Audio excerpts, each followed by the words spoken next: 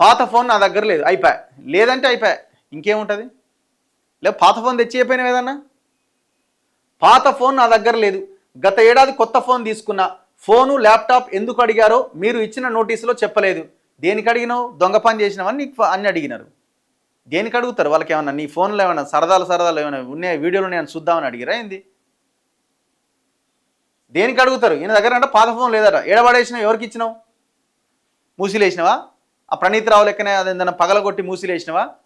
ఈయన చెల్లెనట ఫోను అయిపోగానే ఆ ఫోన్ మొత్తం సుత్తతోని మొత్తం ఇట్లా బండకేసి కొట్టి పడేసేదట. అట్లా కోట్ల రూపాయల విలువైన ఫోన్లు డ్యామేజ్ చేసిందట.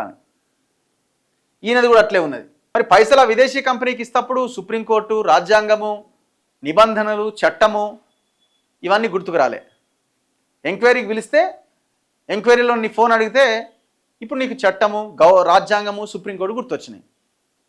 చలో ఈ ట్యాపింగ్ నడుస్తూ ఉంది, ఏడు దాకా పోద్ది అన్నది చూడాలి.